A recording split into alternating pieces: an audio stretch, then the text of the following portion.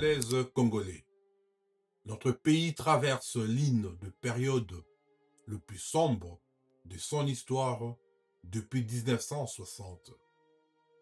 Sur le terrain, les groupes armés continuent d'édicter la loi. Les accords s'enchaînent sans produire la paix. La partitocratie, ces systèmes où le parti politique et non le peuple contrôle l'État, tient la République en otage. Les Congolais vivent au rythme des compromis obscurs, de promesses non tenues et d'un État affaibli par les intérêts claniques et étrangers.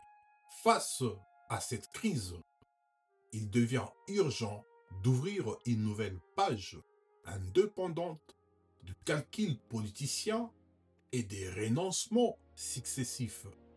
Cette page porte un nom, la 3 heures, rupture, refondation et république, fondée sur une orientation claire, la troisième voie.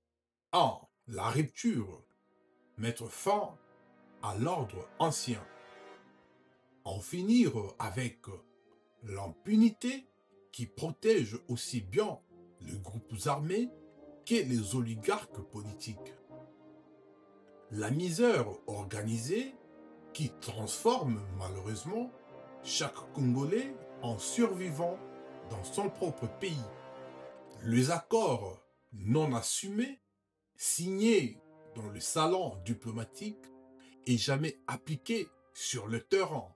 La confiscation du pouvoir par quelques partis qui utilisent l'État comme un patrimoine personnel. La rupture, c'est dur. Jamais plus un Congo dirigé de l'extérieur. Jamais plus un Congo dirigé contre son peuple. 2.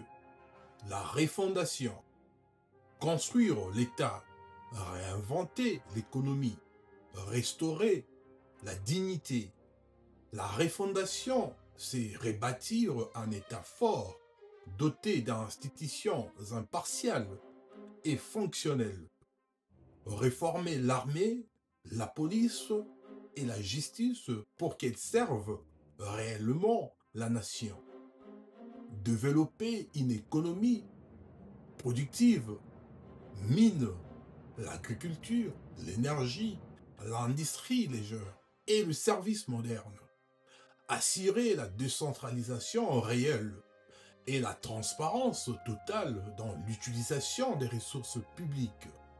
La refondation, c'est ramener l'État dans la vie des Congolais, non pour le surveiller, mais pour le protéger, non pour le surtaxer, mais pour les soutenir, non pour les appauvrir, mais pour les libérer. 3. La République est la troisième voie. Mettre fin à la partitocratie et restaurer l'intérêt général. C'est ici que se situe notre marque politique personnelle. La troisième voie, elle se différencie au pouvoir actuel et d'une opposition classique qui souvent ne propose rien, ne propose que le même système sous d'autres visages. La troisième voie, c'est refuser les deux pièges qui détruisent la République. Un pouvoir partisan, clanique, verrouillé, appuyé sur le tribalisme avec un mode de gestion opté sur le nihilisme, une opposition qui, au lieu de proposer un nouveau modèle politique, une nouvelle offre, elle cherche le même privilège que ce qu'elle est en train de critiquer. La troisième voie, c'est également sortir la République de l'emprise de partis politiques et la rendre au souverain primaire, le peuple congolais. C'est également remettre l'État au centre, non comme un appareil de partis politiques, défendre l'unité nationale face aux agressions étrangères, mais également face aux compromis internes. Faire primer la méritocratie également sur les appartenances politiques, garantir que chaque accord militaire ou diplomatique, peu importe sa nature, soit guidé par l'intérêt national et non pas par des stratégies partisanes. Dans cette troisième voie, la République redevient le bien commun, non l'otage des ambitions personnelles. La République, dans la troisième voie, c'est aussi cette souveraineté totale sur chaque centimètre du territoire national congolais. La troisième voie, c'est également la justice égale pour tous. C'est aussi la fin de privilèges des castes. La sécurité est garantie par une armée républicaine, pas infiltrée, clochardisée, encore moins instrumentalisée. La troisième voie, c'est également vouloir donner la priorité aux Congolais dans les décisions de ressources et le bénéfice de l'État. La 3 heures n'est pas un slogan, c'est un changement de civilisation. Notre vision est de faire de la RDC une puissance africaine d'ici 2038. Créer 2 millions d'emplois par l'économie productive. Offrir l'eau, l'électricité, la santé, les routes, les écoles, à chaque province ses besoins physiologiques et élémentaires. Bâtir un État moderne, souverain, planificateur et efficace. La troisième voie donne à la 3 heures sa cohérence. Faire entrer la RDC dans un modèle politique nouveau, débarrasser du cycle pouvoir-opposition qui depuis 65 ans aujourd'hui produit le même drame. Très chers compatriotes, ici est également dénoté qu'à la lire où vont les choses, les dés sont jetés. Tout indique une volonté manifeste d'engager un changement de la Constitution, sans aucun référendum au préalable, ainsi qu'une non-organisation des élections de 2028. Il convient de rappeler ici avec fermeté que toute cette démarche se déploie en violation flagrante de la Constitution.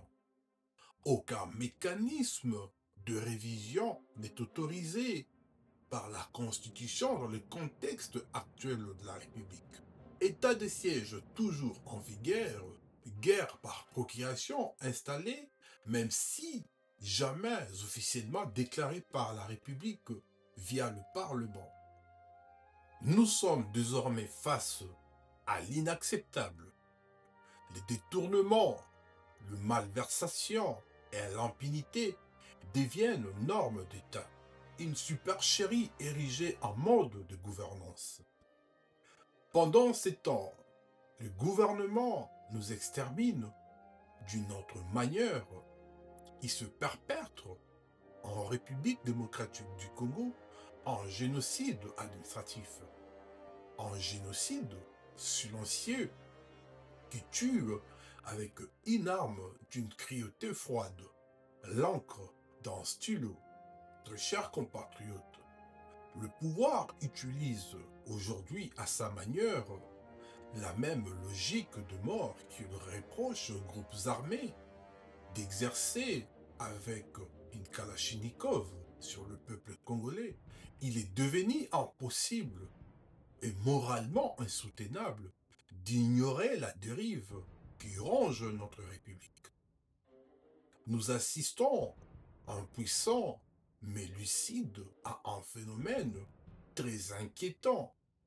Le régime en place érige en dignitaires de personnalités pourtant en démêlés avec la justice, tandis que d'autres couverts par les accords de Sun City comme ce dernier continuent d'être cloués au pilori au nom d'un passé instrumentalisé. Ainsi va la République aujourd'hui. On béatifie les uns, on diabolise les autres sans aucune cohérence institutionnelle sans une constance morale et sans vertu républicaine. À l'allure que s'ouvre le procès Lumbala en France, une question mérite d'être posée. Une question simple, mais peut-être brutale. Le témoin congolais cité dans ces procès auront-ils le courage ou même l'autorisation politique de se présenter à l'audience? Ou Kinshasa persistera-t-elle dans sa stratégie d'exiger une extradition destinée à fabriquer une justice viciée, partiale, téléguidée et dépourvue de toute crédibilité nationale comme à l'international? Aujourd'hui, les tribalismes, le repli identitaire et la stigmatisation sont normalisés dans nos espaces publics. Non seulement les gouvernements refusent d'en reconnaître l'ampleur et se vertuent à refermer toutes les portes qui lui furent pourtant offertes pour un dialogue global, républicain et inclusif pour pallier à ce fléau. La Cinco et les CC ont tendu la main, rejeté, fort malheureusement, une initiative que nous soutenons d'ailleurs et nous saluons. Luanda, Nairobi, Washington, Doha, Paris, puis Bruxelles. Autant de pistes avortées par obstination politique ou calcul partisan. Pendant ce temps, la blessure nationale s'infecte. Mes chers compatriotes, les derniers rapports de la MONUSCO au Conseil de sécurité des Nations Unies est d'une froideur terrifiante. Ce rapport renseigne que plus de 5 millions de Congolais souffrent aujourd'hui de la famine aiguë, principalement dans le Nord Kivu et à Ituri. Inutile de rappeler encore ici que 7 millions de Congolais sont de déplacés internes, arrachés à leur terre, errant dans leur propre pays comme des étrangers de misère. Ce n'est pas une simple statistique, c'est un drame national, c'est notre honte collective. Faut-il encore évoquer l'état de nos villes à chaque pluie, où la République semble se dissoudre en plein cœur même de la capitale et de nos chefs-lieux? Faut-il évoquer l'insécurité quotidienne devenue une forme de fatalité? Faut-il rappeler la dégradation vertigineuse de la qualité de l'éducation qui compromettent durablement l'avenir de nos enfants aujourd'hui et de la jeunesse de demain? L'impunité n'a jamais construit un État. Elle n'a jamais protégé une nation. Elle ne stabilise rien du tout. Par contre, elle détruit tout à son passage. La vérité est simple. Le pays est en coma et il pourra se relever que lorsque nous aurons retrouvé le courage politique et moral de regarder le réel en face, de briser la culture du mensonge d'État et d'exiger un changement à la hauteur de la dignité du peuple congolais. Congolaises, Congolais, notre génération n'a pas le droit d'être lâche. Notre histoire n'a pas le droit d'être trahie. La République n'a pas le droit de mourir par l'abandon. Le Congo mérite mieux. Et l'heure est venue de le dire clairement, fermement, collectivement, sans frousse, sans peur, sans avoir froid également aux yeux. Nous n'avons pas besoin d'un sauveur. Nous avons besoin d'un sursaut patriotique. Nous n'avons pas besoin de promesses. Nous avons besoin de résultats. Nous n'avons pas besoin d'un pouvoir qui se maintient. Nous avons besoin par contre d'un leadership qui transforme. La 3 heures et la troisième voie sont le mouvement de ceux et ceux qui refusent la résignation, qui choisissent le courage et qui veulent un Congo debout, souverain et prospère. Ensemble, brisons les chaînes de l'histoire. Ensemble, portons la rupture. Ensemble, opérons la refondation. Ensemble, restaurons la République. Ensemble, ouvrons la troisième voie. Ensemble, bougeons les lignes. L'avenir du Congo commence maintenant et il commence avec nous tous. Osons désobéir à la médiocrité nous imposée. Que Dieu nous garde. Que vive la 3R. Dressons nos fronts, longtemps coupés, et pour de bon, prenons le plus.